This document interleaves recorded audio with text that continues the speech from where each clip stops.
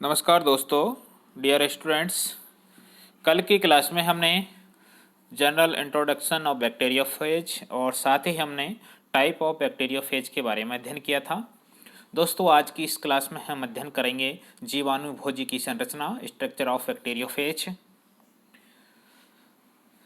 दोस्तों, एक प्रारूपिक बैक्टीरियोफेज, एक प्रारूपिक जीवाणुभोजी जो है टैडपोल के समान होता है। टैडपोल के समान उसकी आकृति होती है। टैडपोल के समान जो है सिर और पूंछ में, हेड और टेल में विभेदित होता है।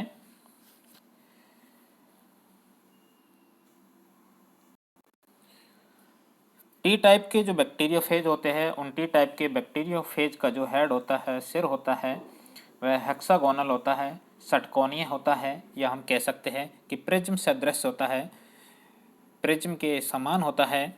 और इसका जो साइज होता है वह है 950 एंगस्ट्रॉन्ग और इंटू 650 एंगस्ट्रॉन्ग, यानी कि इसकी जो लंबाई और चौड़ाई होती है वह है 950 एंगस्ट्रॉन्ग और 650 एंगस्ट्रॉन्ग होती है। या हम कह सकते हैं कि 95 नैनोमीटर से लेकर इंटू 65 नैनोमीटर माइक्रोमीटर इसकी साइज होती है।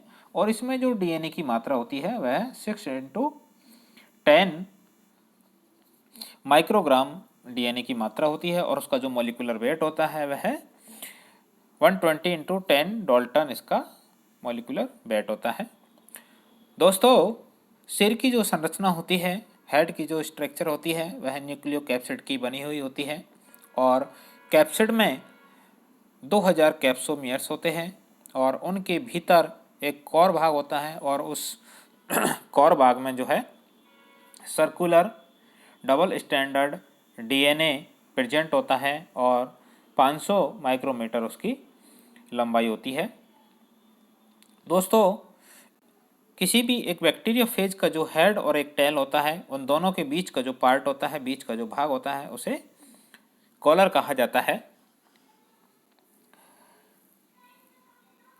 पूंछ की जो लंबाई होती है वह 950 एंगस्ट्रॉन्ग होती है और उसका जो व्यास होता है वह 80 एंगस्ट्रॉन्ग होता है। या हम इसे कह सकते हैं कि 95 माइक्रोमीटर पूंछ की लेंथ होती है और उसका जो डायमीटर होता है वह 8 माइक्रोमीटर होता है। या इसे एंगस्ट्रॉन्ग में कहे तो लेंथ जो है 950 एंगस्ट्रॉन्ग और इसका जो डायमीटर है वह 80 एंगस्ट्रॉन्ग होता है। दोस्तों, पूंछ का जो अंतिम छोर होता है, उस अंतिम छोर पर एक हेक्सागोनल प्लेट पाई जाती है और उस षटकोणीय प्लेट, जैसे कि टेल प्लेट या उसे बेसल प्लेट भी कहा जाता है। और ये जो टेल प्लेट होती है या बेसल प्लेट होती है दोस्तों, उसी के ऊपर उसमें 6 जो है टेल फाइबर्स जुड़े हुए होते हैं। और इन टेल फाइबर्स की जो लेंथ होती है, लंबाई होती है, वह 1500 एंगस्ट्रॉन्ग होती है या 150 माइक्रोमीटर उनकी लेंथ होती है। दोस्तों, ये जो पूंछ होती है, टेल होती है, इसके 2 प्रमुख कार्य होते हैं। इसमें पहला प्रमुख कार्य होता है कि जो बैक्टीरियोफेज होता है वह इसकी सहायता से जो बैक्टीरिया होता है उसकी सतह पर, उसकी जो बाहरी सतह होती है, सेल वॉल होती है, उस पर एक तो ये चिपकने में हेल्पफुल होता है। और दूसरा, इसकी सहायता से कुछ एंजाइम, लाइसोजाइम जो है सीक्रेट किए जाते हैं, स्रावित किए जाते हैं। और वो एंजाइम्स जो है, लाइसोजाइम जो है, जो बैक्टीरियल सेल वॉल होती है उसे लाइसिस कर देते हैं, उसको विघटित कर देते हैं, तो उसके विघटन में सहायक होते हैं।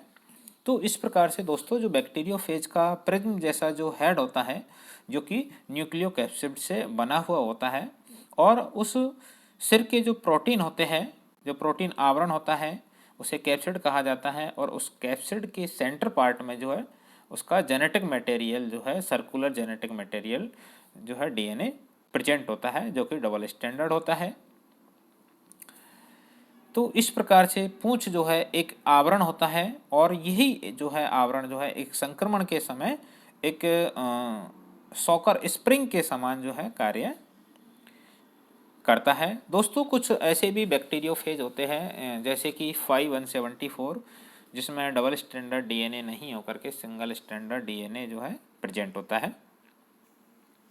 साथ ही दोस्तों, वायरस का जो कैप्सिड प्रोटीन होता है सॉरी वायरस का जो कैप्सिड होता है वह प्रोटीन के द्वारा निर्मित होता है।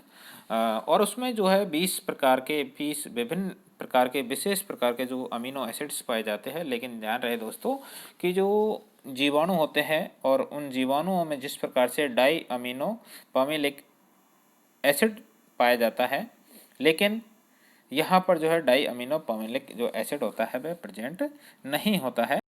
और दोस्तों अन्य जीवधारियों के समान जो वायरस की जो प्रोटीन होती है उसमें आइसोमर जो है अमीनो अम्ल जो है प्रेजेंट होते हैं। जो कैप्सिड प्रोटीन होती है संक्रमण के समय जो वायरस के कण होते हैं उन वायरस के कण को जो परपोसी बैक्टीरियल होस्ट सेल होती है उससे संलग्न होने में यानी कि उसके अटैचमेंट में जो हेल्पफुल होती है, सहायता प्रदान करती है। और ये जो है एक प्रोटियोलाइटिक एंजाइम के विरुद्ध जो है एक प्रतिरोधक क्षमता भी जो है उपलब्ध कराती है। साथ ही ये जो है एंटीजन विशिष्टता भी इस विशिष्ट प्रोटीन के कारण ही ये दर्शात करते हैं और जंतुओं में जो है एंटीबॉडी के निर्माण को ये प्रेरित करते हैं, मोटिवेट करते हैं।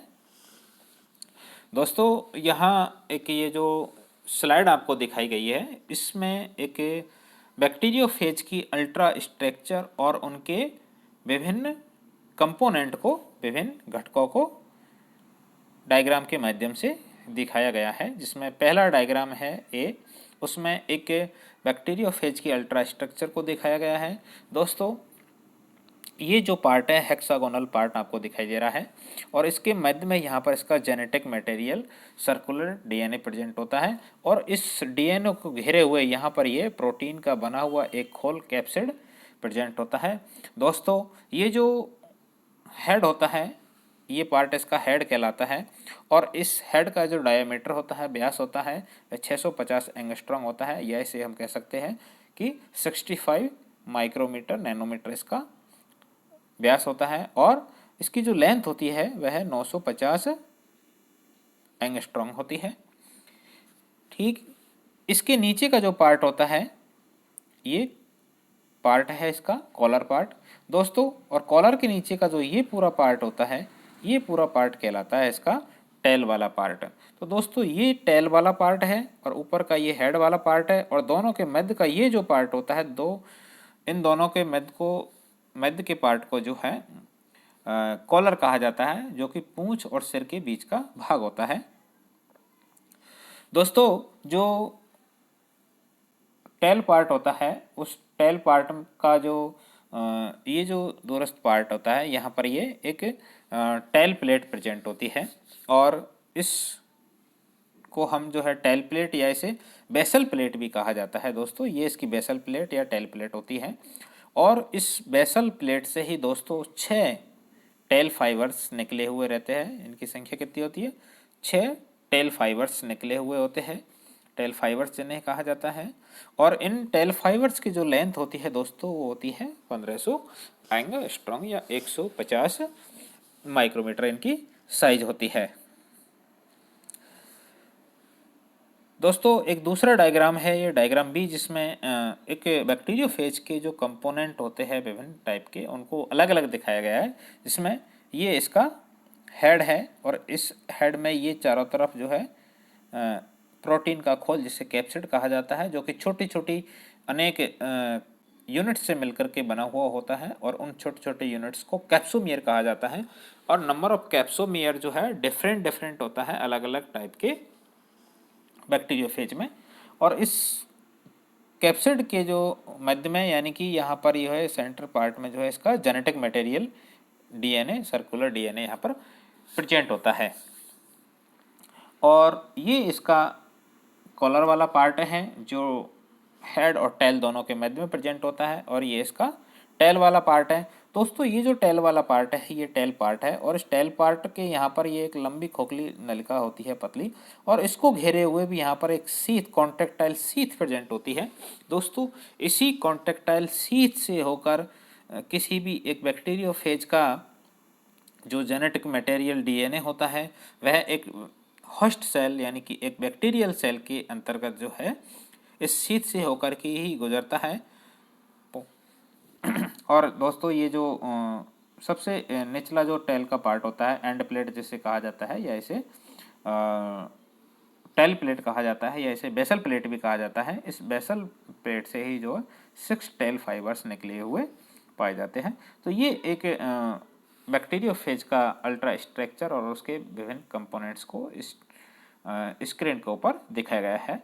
नेक्स्ट आता है दोस्तों, जो पूंछ होती है एक बैक्टीरियोफेज की, जो टेल होती है उसकी जो संरचना होती है वो एक कुंडलित सिमेट्री के समान होती है। इसकी लेंथ जो है 95 जो है नैनोमीटर होती है, व्यास जो है 8 नैनोमीटर। ऐसे हम कह सकते हैं कि 80 एंगस्ट्रॉन्ग भी होता है, 80 एंगस्ट्रॉन्ग कह सकते हैं। और ये एक प्रोटीन आवरण से ढकी हुई रहती है जिसे कॉन्ट्रैक्टाइल शीथ कहा जाता है। दोस्तों पूंछ की यदि हम बात करें तो पूंछ में नंबर ऑफ कैप्सोमियर्स की बात करें तो उनकी संख्या होती है 144 होती है। और ये जो 144 संख्या होती है दोस्तों, ये 24 रिंग में व्यवस्थित होती है। और 6 इनकी जो संख्या होती है 6 पर सब यूनिट होती है। एक यूनिट में जो है 6 इनकी संख्या पाई जाती है। और टोटल इनकी जो रिंगों की जो संख्या होती है वह 24 होती है, 24 होती है।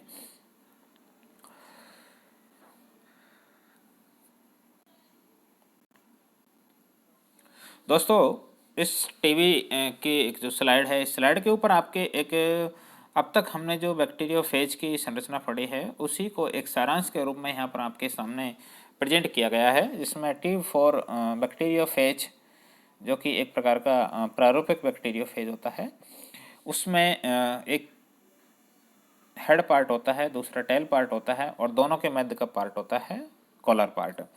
दोस्तों जो हेड होता है वह हेक्सागोनल होता है और उसकी साइज जो है 950 एंगस्ट्रॉन्ग से 650 एंगस्ट्रॉन्ग होती है, यानी कि उसकी जो लंबाई होती है 950 एंगस्ट्रॉन्ग होती है, चौड़ाई उसकी यानी कि उसका जो व्यास होता है डायमीटर वह 650 एंगस्ट्रॉन्ग होता है। डबल स्टैंडर्ड डीएनए उसमें प्रेजेंट होता है। इसकी मात्रा 6×10 माइक्रोग्राम पाई जाती है, जिसका मोलिकुलर वेट होता है 120×10 डाल्टन होता है। और न्यूक्लियो कैप्सिड यानी कि जो हेड होता है उसमें न्यूक्लिक एसिड प्रेजेंट होता है और कैप्सिड प्रेजेंट होता है। कैप्सिड जो कि प्रोटीन का बना हुआ होता है, छोटे छोटे यूनिट्स कैप्सोमियर्स का बना हुआ होता है, तो ये प्रेजेंट यहाँ पर होता है। और नंबर ऑफ कैप्सोमियर्स की यदि हम बात करें तो हेड में नंबर ऑफ कैप्सोमियर जो है 2000 यहाँ पर होती है। साथ ही यहाँ पर सर्कुलर जो है डबल स्टैंडर्ड डीएनए प्रेजेंट होता है। ठीक उसी प्रकार से जो टेल होती है वह खोखली होती है और अर्थात हम कह सकते हैं कि केंद्रीय कोर जैसा होता है। और जो टेल होता है उसमें एक आच्छद होता है और यह आच्छद जो है शीथ जो है एक कॉन्ट्रैक्टाइल प्रोटीन का बना हुआ यहाँ पर शीथ प्रेजेंट होता है। इसकी कुंडलित सिमेट्री इसमें पाई जाती है। इसकी जो लेंथ होती है वह 950 एंगस्ट्रॉन्ग होती है और इसका जो डायमीटर होता है वह 80 एंगस्ट्रॉन्ग होता है। या हम कह सकते हैं कि 95 नैनोमीटर माइक्रोमीटर या 8 नैनोमीटर माइक्रोमीटर इसकी लंबाई चौड़ाई होती है, व्यास होता है। और जो टेल फाइबर्स होते हैं वो प्रोटीन के बने हुए होते हैं। और जो टेल होता है उसमें जो कैप्सिड होता है उसमें जो कैप्सोमियर्स की संख्या होती है वो 144 होती है, 24 रिंग में उपस्थित होते हैं और 6 सब यूनिट प्रति रिंग पर यूनिट इसमें प्रेजेंट होते हैं। दोस्तों इसका जो समीपस्थ पार्ट होता है उस पर एक षटकोणीय हेक्सागोनल प्लेट पाई जाती है जिसे टेल प्लेट या बेसल प्लेट कहा जाता है। और 20 नैनोमीटर जो है इसकी मोटाई होती है। दोस्तों बेसल प्लेट के द्वारा ही एक लाइसोजाइम एंजाइम जो है सीक्रेट होता है, स्रावित होता है और इसका प्रमुख कार्य होता है जो होस्ट सेल है, जो बैक्टीरियल सेल होती है उसका जो सेल वॉल होता है, कोशिका भित्ति होती है, उसमें होल करना। और जो 6 कोणों पर जो 6 टेल प्लेट्स पाई जाती है, जैसे स्पाइक या पैक्स कहा जाता है, पैक्स जैसी संरचना होती है, इन्हीं 6 पैक्स या स्पाइक्स पर जो है 6 टेल फाइबर्स प्रेजेंट होते हैं दोस्तों। और इन जो टेल फाइबर्स होता है इनकी लेंथ होती है 1500 एंगस्ट्रॉन्ग। और ये टेल फाइबर्स की सहायता से ही जो बैक्टीरियोफेज होता है वो किसी होस्ट सेल की सतह पर जुड़ पाता है। होस्ट सेल की सतह पर जुड़ने में ये टेल फाइबर्स हेल्पफुल होते हैं, सहायक होते हैं। तो इस प्रकार से जो एक T4 बैक्टीरियोफेज होता है उसकी जो संरचना होती है उसमें हेड प्रेजेंट होता है, टेल प्रेजेंट होता है और दोनों के मध्य में एक तीसरा पार्ट जो है कॉलर प्रेजेंट होता है। थैंक यू दोस्तों।